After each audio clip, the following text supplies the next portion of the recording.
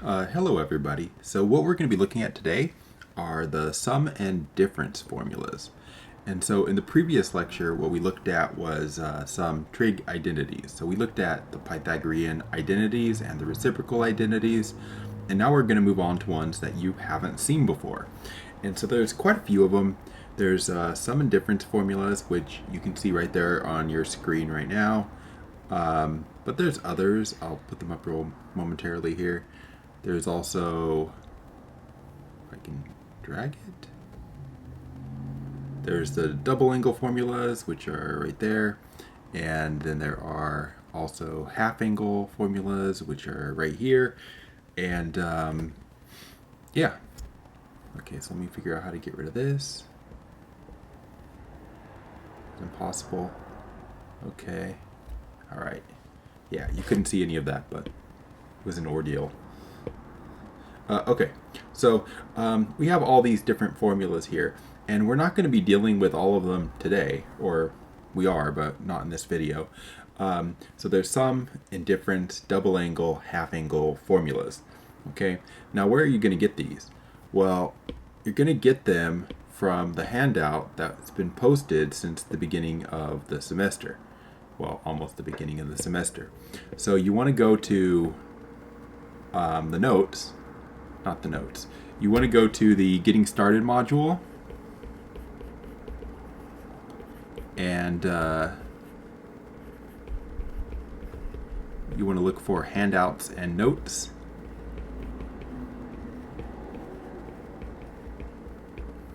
And then you want the cheat sheet. So all trig identities are on the cheat sheet.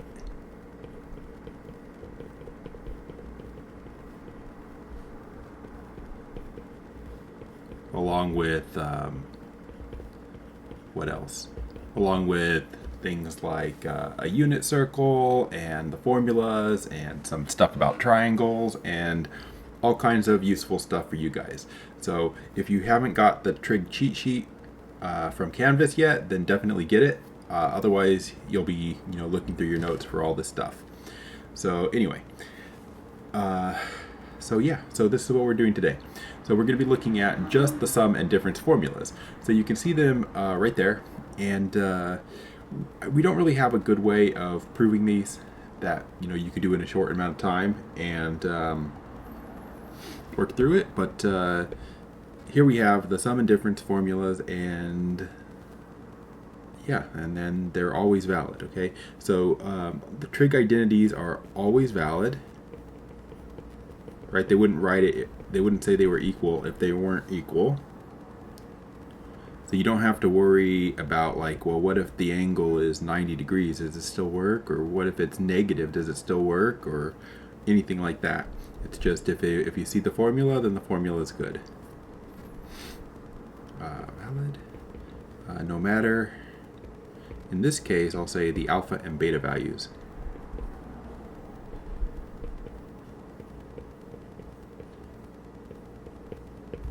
Okay, so you see them right there, and one thing I will draw your attention to is the pluses and the minuses. So notice that you've got a plus on top, and over here you've got a plus on top. And on the other one, you've got, or the one below it, you've got a plus on top, and then you have a plus on bottom, right?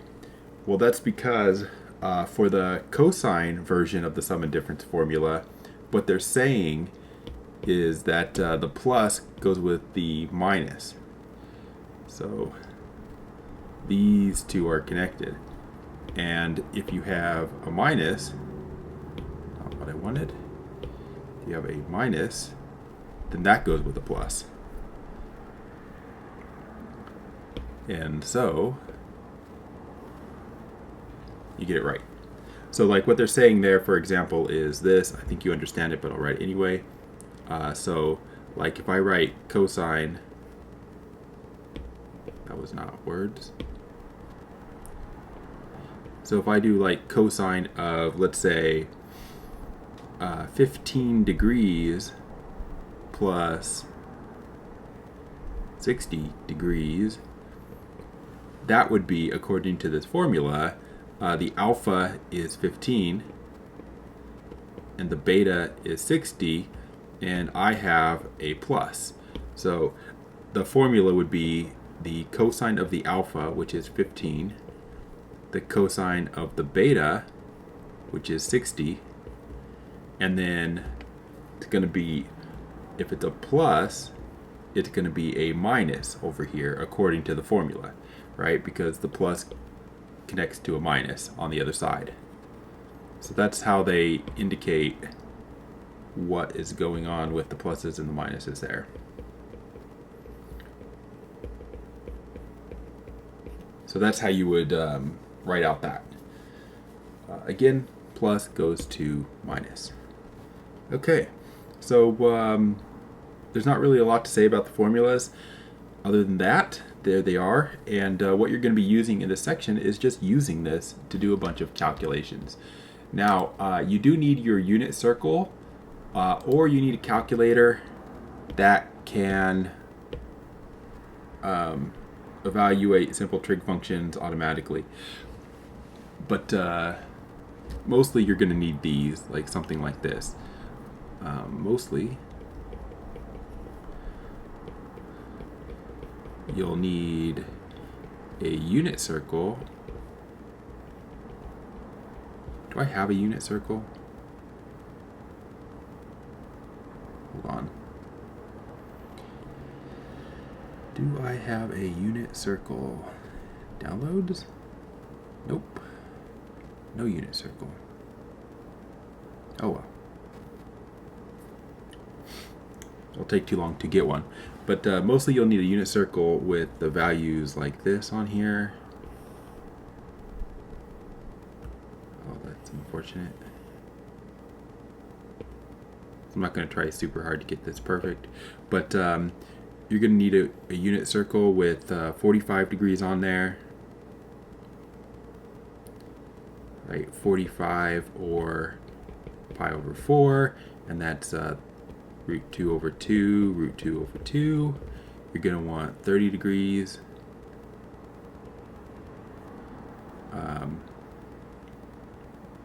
Which is going to be root 3 over 2, comma 1/2. You're going to want 60 degrees, which is pi over 3, and coordinates 1/2.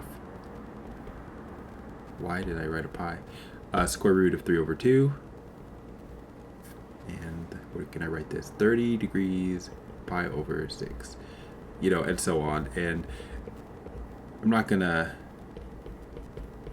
make a big deal out of it, but you know, you need that. You need a unit circle or a calculator that can work symbolically.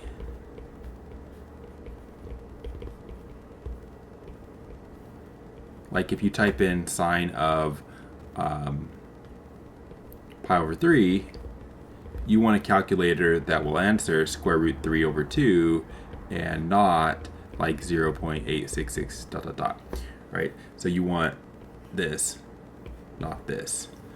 And you know, there's a lot of calculators that do that. Probably the cheapest, let me find one.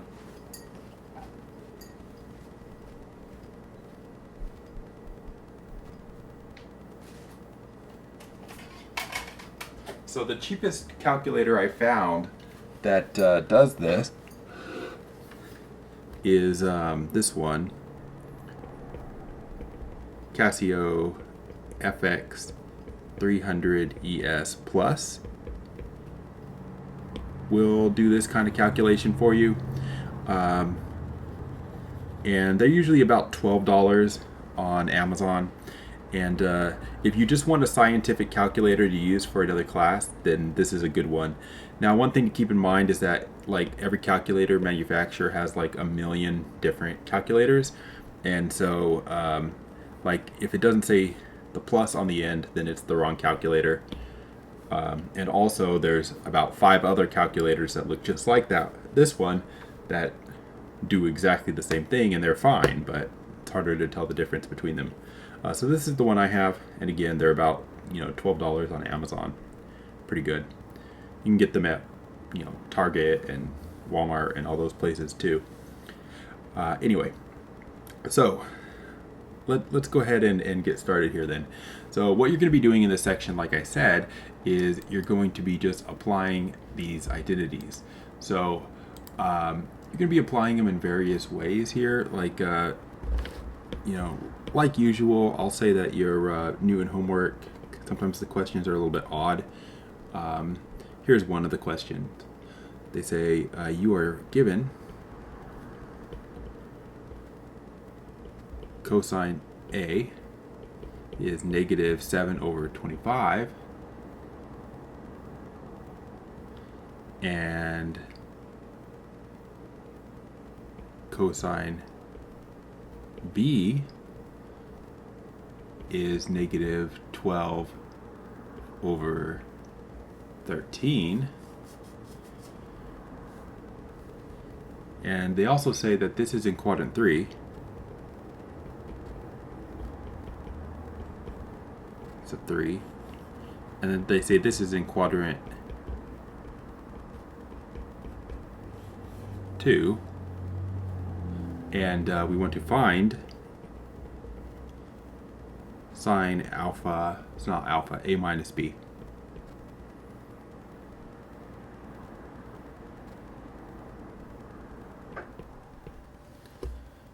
Okay, so what you have to do here is kind of mix the identities that we have up here, the sum and difference formulas, with the, what are they called? With the identities that you learned before, like for finding sines and cosines. So let me show you. So we want to find sine A minus B. So we're going to apply the, what do we call it? The sum and difference formula.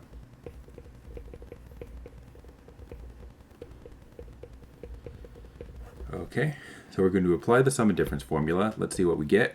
So we want sine A minus B. So sine A minus B is going to be sine alpha, or sine A cosine B.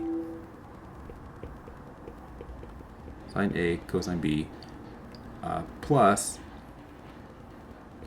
cosine A sine B.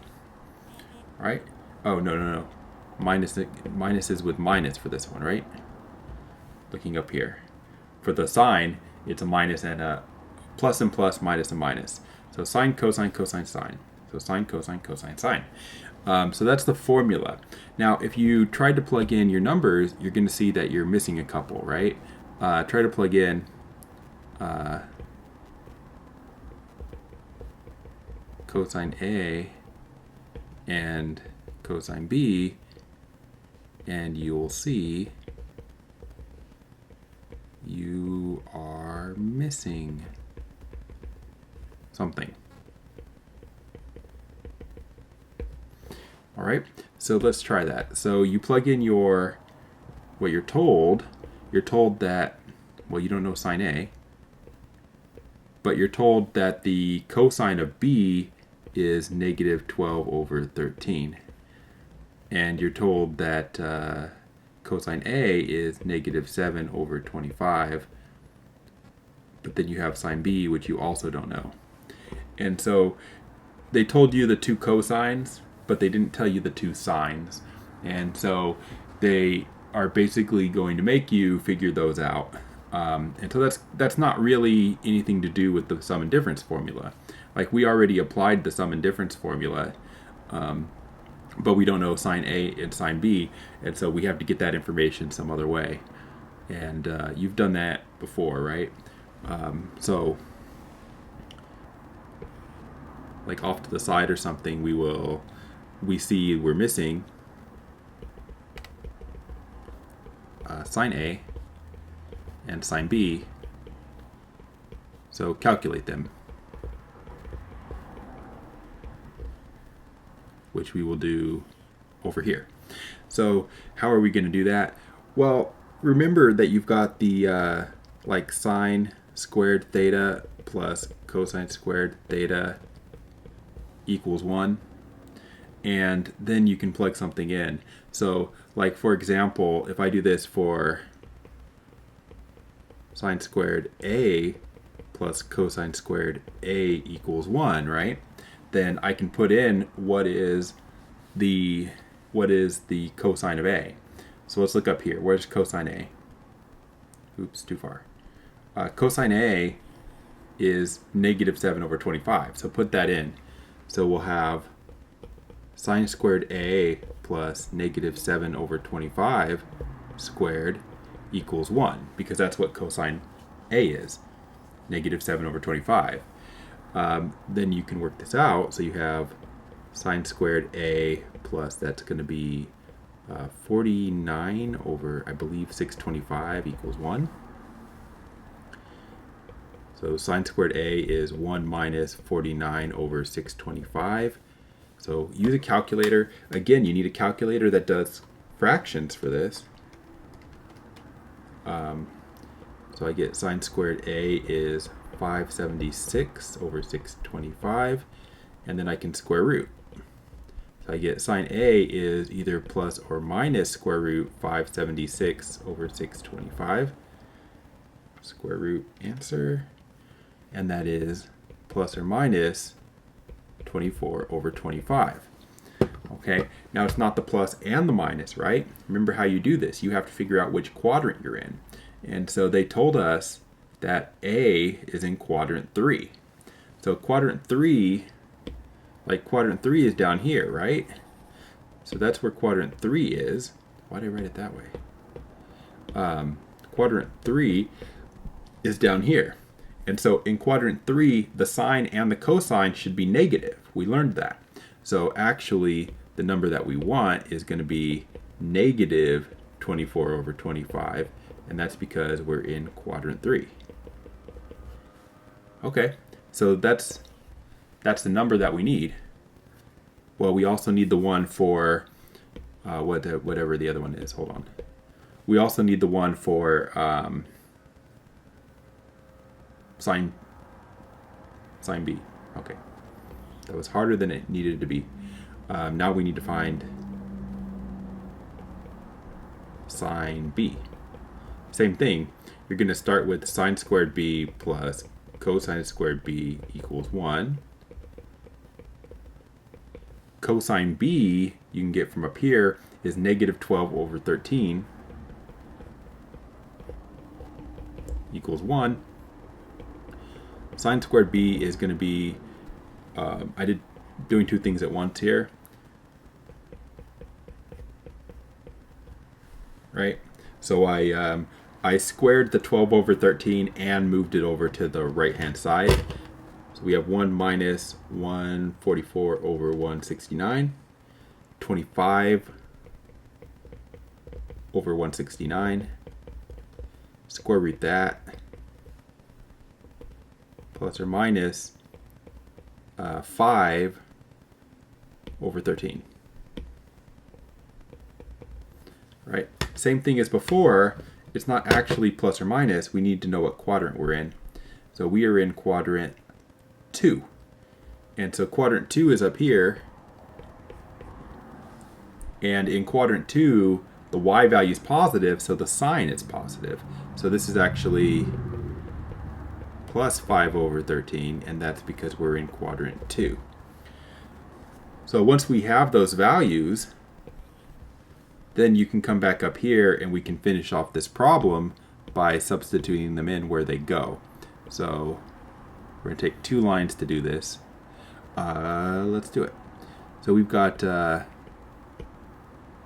was writing in purple. Stop that. Stop it. Just let me write.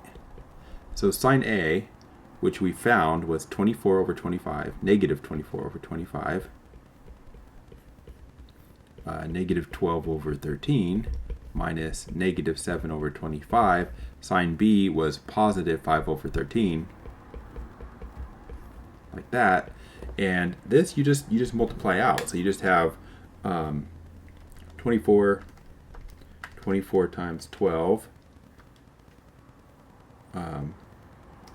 24 times 12 over 25 over 13. So that's 288 over 325 negative. minus, actually it's going to be a plus, because negative, negative, 7 times 5 over 25 over 13. 7 over 65. Add that to the negative 288 over 325.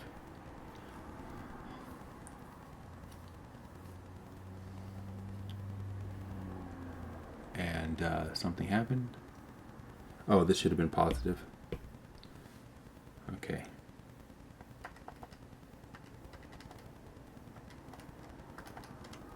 All right, so you add those together and you get 323 over 325.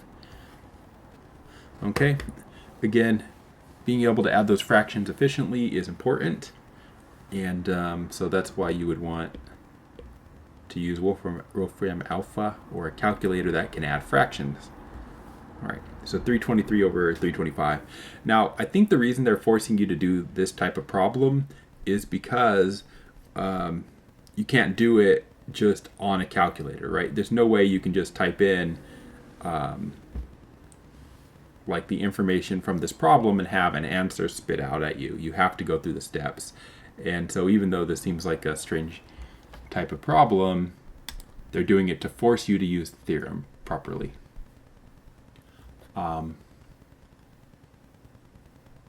Okay, let's try this one. This one I think is going to be more typical. I want to... That's not going to work.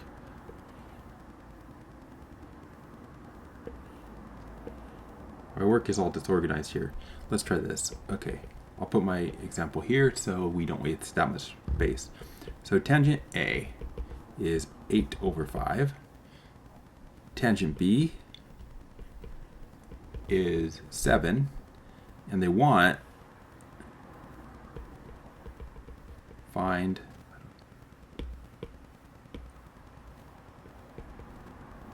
tangent A plus B. Right? So there you go. Here's another one of these. It's not going to be that bad compared to the previous one. So again, you're going to need to know the formula. So take a look at the pluses and minuses. If we have a plus at the start, then on top here it's a plus, and then on bottom it's a minus. So it's tangent A plus B. Tangent A plus B is going to be tangent A plus tangent B. The identity says this.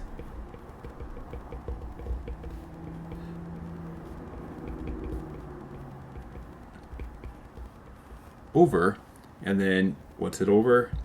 I can't remember things. 1 minus tangent A tangent B.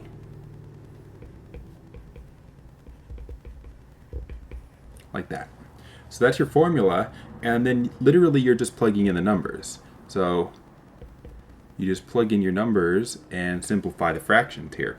So tangent A is 8 over 5. Tangent B is 7. And then in the denominator, 1 minus tangent A, which is 8 over 5, times 7. And there you go. So I would just, if I'm doing this, I would just add on the top 8 over 5 plus 7. You get 43 over 5. On the bottom, I have 1 minus 8 over 5 times 7, which is negative 51 over 5. When you divide a fraction by a fraction, that's the same as multiplying by the reciprocal. So dividing by 51 over 5 is multiplying by 5 over 51. Cancel your 5s, but don't lose that minus.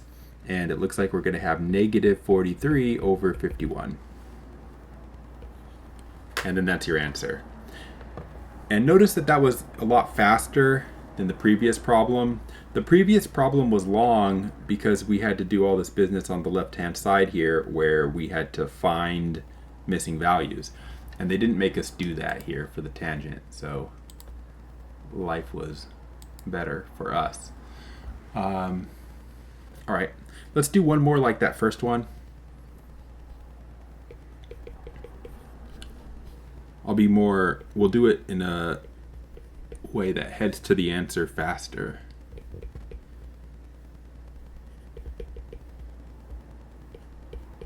So cosine A is 3/5 with A in quadrant 1. Sine B is negative 24/25 with B in quadrant 3. And we need to find cosine A minus B. Okay, now the first thing to recognize is that the formulas here for like cosine A minus B involve sine A, sine B, cosine B, right? All four of the sines and cosines for A and B. And so they only give us two. So this is just like that other problem where, you know, they gave you cosine A, but you're also going to need sine A. So let's just find the ones we're missing because we're going to need them. So let's find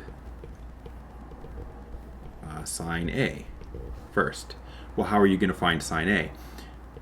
Same way we did before, right? Sine squared A plus cosine squared A is 1. Cosine A is 3/5. So sine squared A plus 3/5 squared equals 1. So sine squared A is going to be 1 minus, it looks like 9/25. So sine squared A is 16/25 square root. So sine A is either plus or minus, looks like 4/5 when you square root that. Which is it? Well, what quadrant are we in? A is in quadrant 1. So quadrant 1, so everything's positive in quadrant 1. So calculate that sign.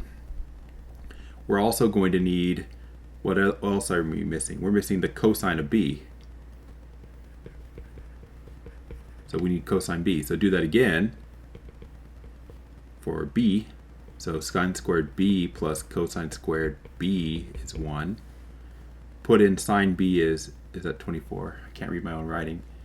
Yeah, that's 24. 24/25 squared cosine squared B equals 1. So square 24/25.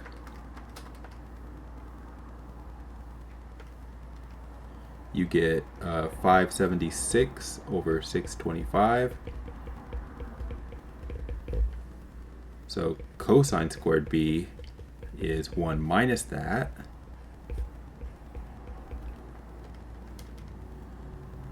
So cosine squared B is 49/625. Square root that. Cosine B is plus or minus. Square root of 49 is 7. Square root of 625 is 25. And should it be positive or negative? Well, we are in quadrant 3. And in quadrant 3, right down here, everything's negative, so cosine B is going to be negative 7/25. So we have that. So you have the cosine B and the cosine A, sine A, sine B. So we have everything now. So now you can actually do the problem, right? Right. The problem was actually, I'll solve the problem. So we were trying to find cosine A minus B. This is what we were actually asked to find. Cosine A minus cosine B.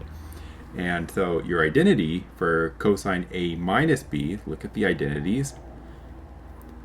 Cosine A minus B is going to be cosine, cosine plus sine, sine. So it's going to be cosine A, cosine B plus sine A, sine B. And then we just fill in the numbers. So cosine A was given, I think, 3/5. Cosine B, we calculated. It's on the page right now. Sine A, we calculated. It's 4/5. Sine B, we were given negative 24/25. Again, you just kind of punch this into a calculator.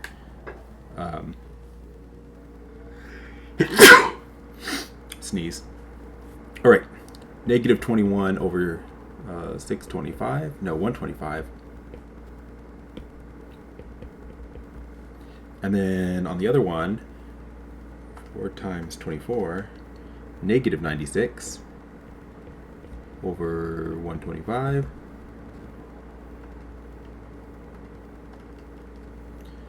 We get 117 over 125 negative. Is that right? Double check. Yeah, that's right.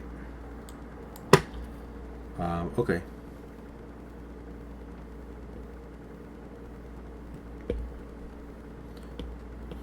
We calculated that, and it is that.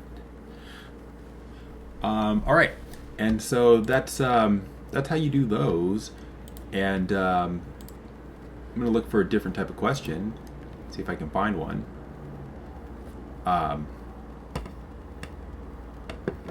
Yeah, okay. So there's a couple other types of problems in here, not a lot of them really. Here's an example, something they could ask. They could say, considering only values where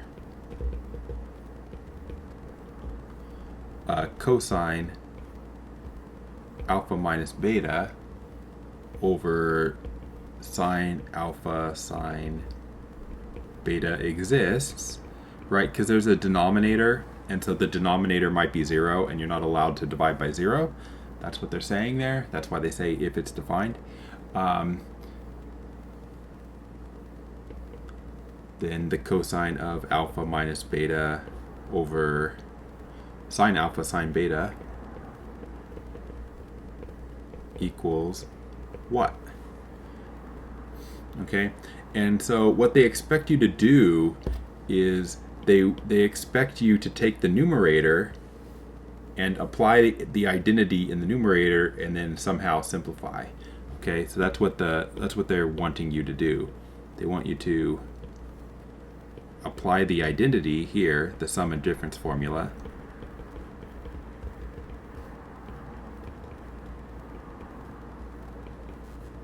and then simplify.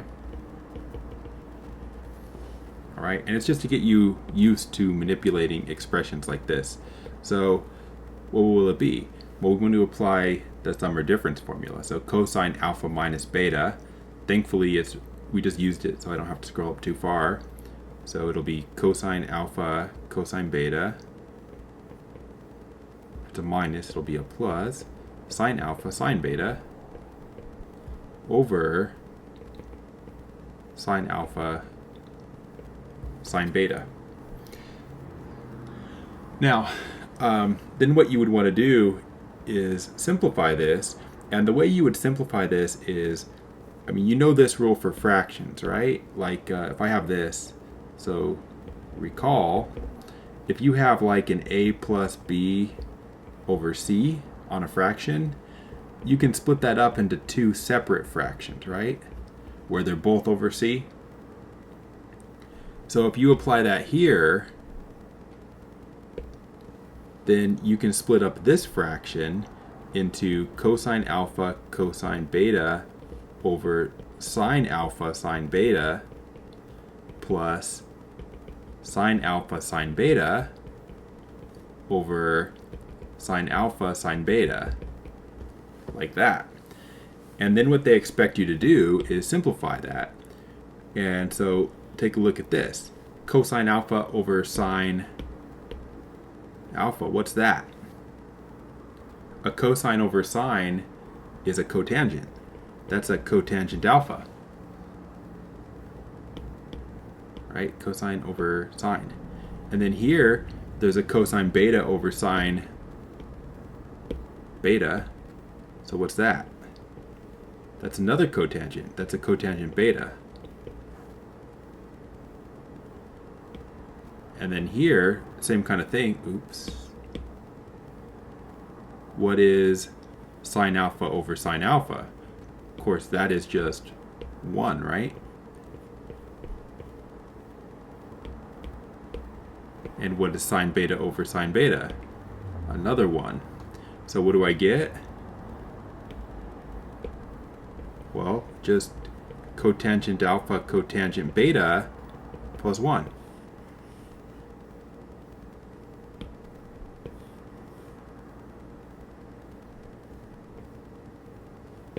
And that's what they expect. So they just expect you to look up at their answers there and see that answer on the list. Okay, so not too bad. Now those aren't the nicest problems.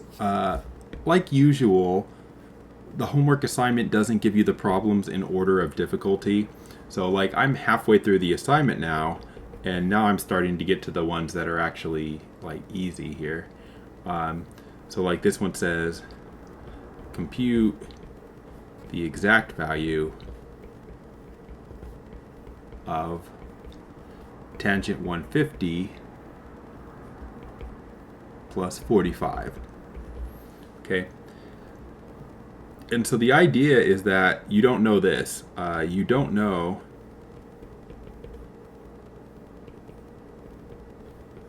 tangent of, what is that, 195 degrees? Like, because you don't know that because 195 degrees is not on the unit circle. I mean, it's on the unit circle, but it's not a well-known angle on the unit circle. So you don't know that because you don't know the coordinates.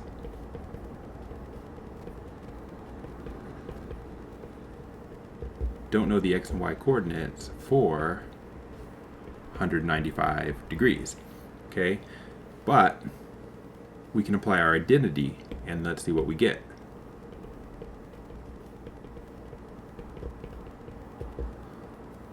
So according to the identity, the tangent of 150 degrees plus 45 degrees would be, how was it? So for tangent top, signs match, and tangent on the bottom, signs don't match. So it would be tangent 150 plus tangent 45 over 1 minus tangent 50 tangent 45. Okay, now where are you going to get those? You're going to get those from the unit circle. So you want to have a nice unit circle to look at instead of mine, but you just get mine. So 150 degrees is over here. It's like 30 degrees, but in this quadrant. So the coordinates are negative square root 3 over 2, negative 1/2. And then you got 45 degrees, which is 45 degrees. And of course the coordinates are square root 2 over 2, square root 2 over 2. So when you do the tangent here, tangent 150 is the y value over the x value for this one. So y over x is 1 over root 3, but we write that as root 3 over 3. Again, you can use a calculator to help with that. Plus tangent 45 is 1. And then 1 minus tangent 50, which is, oh, it should be 150. Tangent 150, which is root 3 over 3. Negative. I wrote this wrong. Hold on here. Let's fix this. Stop that. Stop scrolling. I had a minus there that shouldn't have been there. So this should be minus. And then here we have minus and then plus 1. So this is what I get. So I have 1 minus square root 3 over 3. And then down here I have 1 plus square root 3 over 3. And that's technically the answer, but it's probably not the way we like to write it. I don't think. Let's see here. How would I do this?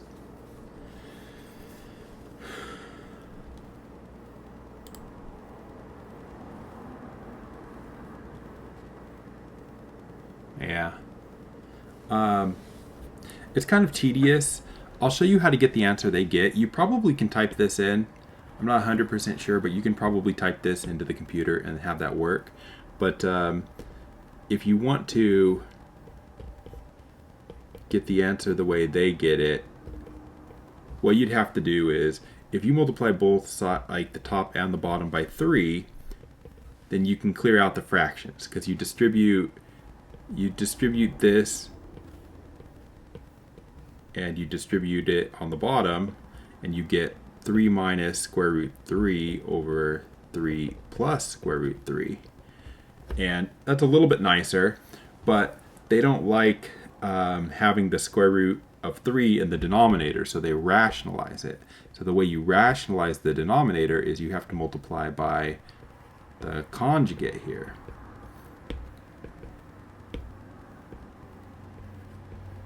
Like that. And what happens is, if you FOIL out the denominator here, you end up with 9 plus 3 root 3 minus 3 root 3 minus 3. And then on top, you multiply out the top and you end up with 9 minus 3 root 3 minus 3 root 3 plus 3. And so you're working this out, and you get 12 on top minus 6 root 3. And then on bottom, these cancel each other out, and you just have 9 minus 3, which is 6, and then divide everything by 6, and you get 2 minus root 3. And so this is what they type in. I probably would have typed this in.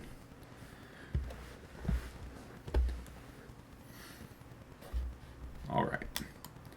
Also, I mean, keep in mind that like Wolfram Alpha knows these. So like if you go to Wolfram Alpha and you say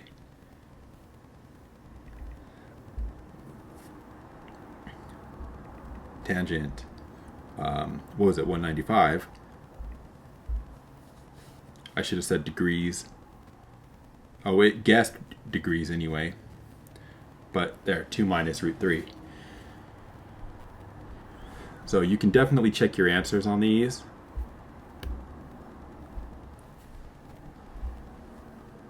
Definitely check your answers on these and make sure you get them right if you want to. Okay. Is there anything else?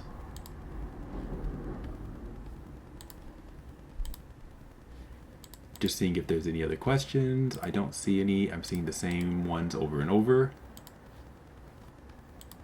Over and over. Yep. All right, so here's one last one. Why is that a tangent again? I don't know. Example, compute tangent. And you can do it in radians as well. So they have 5 pi over 6. No, that's the same question. Oh, that's so stupid. We're not doing this. This is literally the same question as before. Because this is what they gave me, but like in degrees, this is 150. And in radians, this is pi over, or sorry, in degrees, this is 45. So that's like literally the exact same answer, or the exact same question. So no, not doing that.